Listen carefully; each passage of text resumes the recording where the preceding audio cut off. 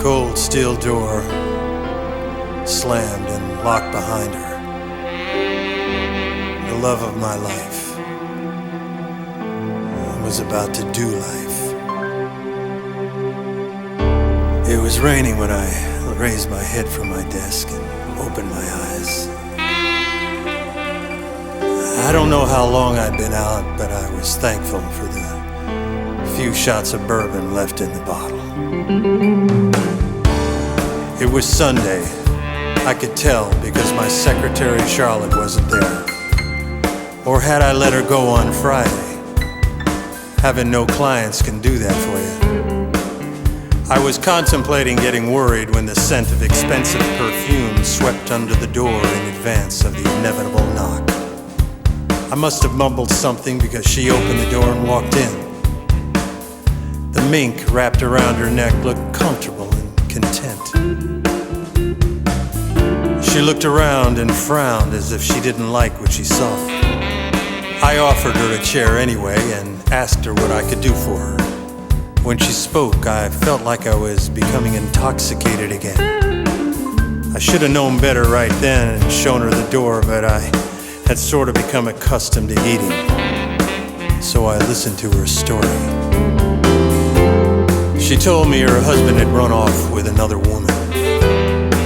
Now, I don't take marital cases, but I figured I'd make an exception since, as I said, I'd cultivated a number of bad habits.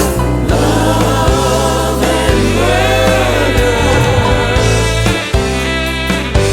just don't mix.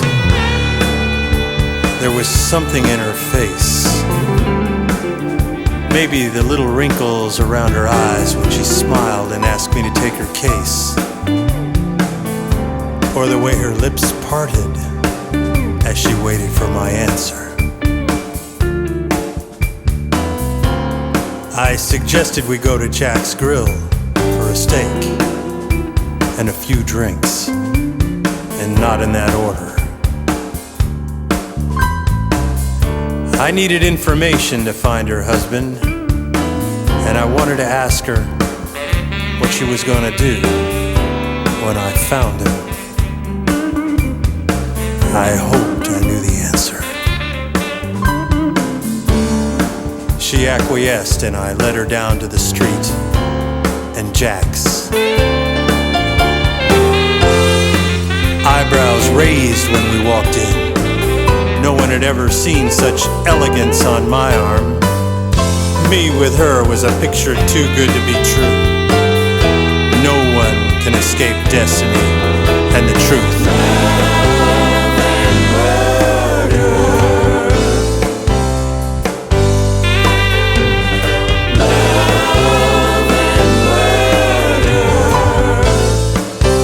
Just don't mix.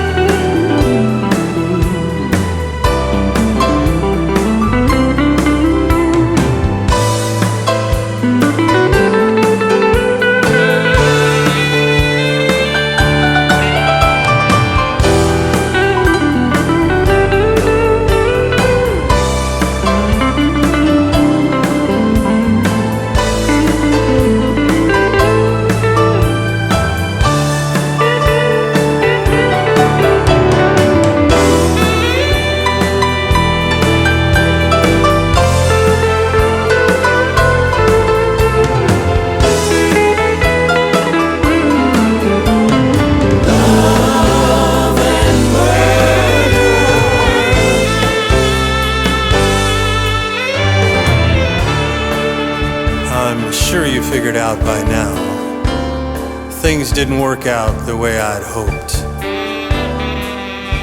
Yeah, I found the husband and his girlfriend in her apartment. She was lying face down with a .38 in her hand, right next to his corpse, all neatly packaged as a murder-suicide. It looked perfectly obvious, but for the unmistakable scent of very expensive perfume mingled with gunpowder.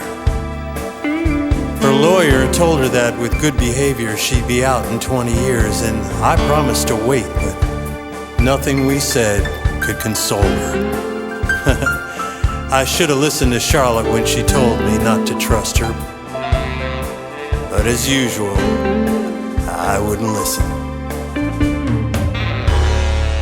Love and murder just don't mix.